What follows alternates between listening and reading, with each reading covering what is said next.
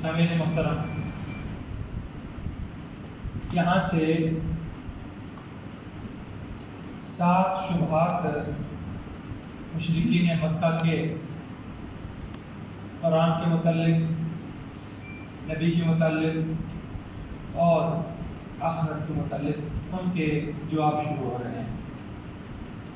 پہلا شبہ ان کا یہ تھا کہ ہم آپ پر اس وقت تک ایمان نہیں لائیں گے جب تک کہ آپ ہمارے سامنے آسمانوں سے لکھی ہوئی کتاب، کیسے؟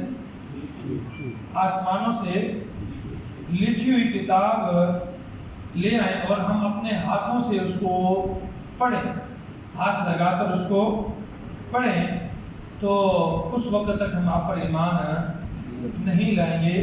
یہ اعتراض ان کا سورہ بنی اسرائیل کی آیت نمبر 93 صفحہ نمبر 695 کھولو، 15واں سپارہ ہے، صفحہ نمبر 695 695، رکوع نمبر 10 ختم ہو رہا ہے سورہ بنی اسرائیل کا، 15ویں سپارے کا بھی اور سورہ بنی اسرائیل کا بھی، صفحہ نمبر 695 آیت نمبر 93 مل گئی تھی۔ یہاں پر نا پیچھے سے شروع ہو رہی ہیں کچھ اعتراضات ہیں ان سب کے۔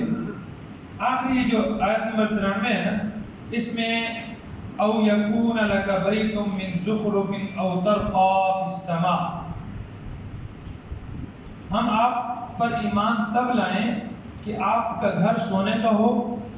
کیا بھائی؟ تو اگر نبی ہے تو تیرا گھر کیسا ہونا چاہیے؟ سونے کا ہونا چاہیے۔ او ترقى فی السماء، یا تو آسمان پر چڑھ جاؤ، آسمان پر، اور صرف چڑھنے پر بھی ہم ایمان وَلَن نُؤْمِنَ لِرُقِيِّكَ، اور ہم تمہارے چڑھنے کو بھی نہیں مانیں گے حَتَّى تُنَزِّلَ عَلَيْنَا كِتَابًا، جب تک کہ کوئی کتاب نہ لاؤ نَقْرَأُهُ، جس کو ہم پڑھ بھی لیں۔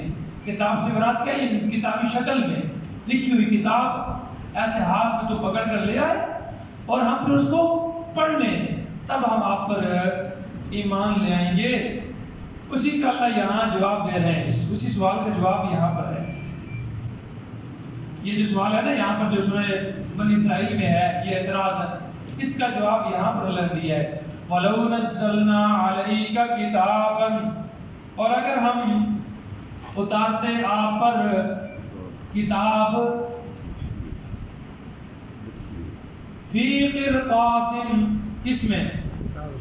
کاغذ میں، فَلَمَسُوهُ بِأَيْدِيهِمْ، اور اس کو پھر وہ اپنے ہاتھوں سے چھو بھی لیتے، لَقَالَ الَّذِينَ كَفَرُوا، تو جو کافر تھے ان میں سے انہوں نے پھر بھی یہی کہنا تھا إِنْ هَذَا إِلَّا سِحْرٌ مُبِينٌ، یہ تو کیا ہے؟ جادو ہے، کھلا جادو ہے۔ میرے پیغمبر جنہوں نے نہیں ماننا نا، تو ہم اگر اس کے ان کے کہنے کے مطابق بھی لے آتے، موسیٰ علیہ السلام پر اسی طرح نہیں آئی، اور موسیٰ علیہ السلام پر کتاب جو تورات آئی تھی کس طرح آئی تھی؟ وہ تو لکھی ہوئی تختیاں آئی تھی۔ تو انہوں نے کیا کہا تھا بنی اسرائیلیوں نے، اے یہودیوں نے، یہ یہودی جو ہیں یہ آج بھی جو ذلیل و خوار ہو رہے ہیں، مسلمان اگرچہ سویا ہوا ہے، ہم سب اس وقت سوئے ہوئے ہیں، لیکن اس کے باوجود وہ جو مٹھی بھر مسلمان ان کے سامنے کھڑے ہیں نا، وہ تو کچھ بھی ابھی تک نہیں بگاڑ سکتے۔ مسلمان تو دونوں صورتوں میں کامیاب ہے، غازی ہے تب بھی کامیاب، شہید ہے تب بھی کامیاب ہے۔ آج وہ اعتراف کر رہے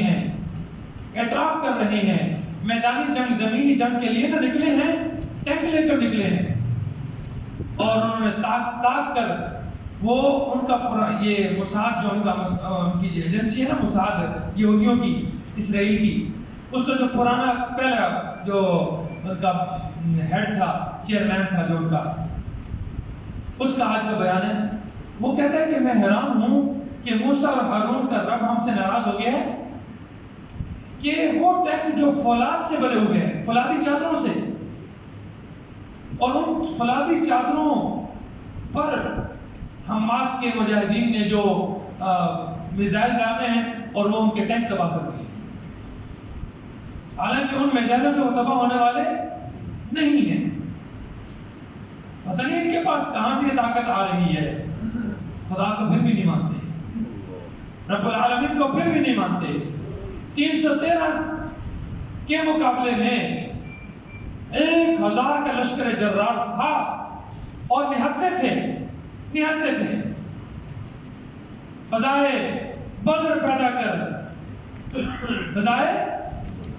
پیدا کر اتر سکتے ہیں فرشتے تیری نصرت کو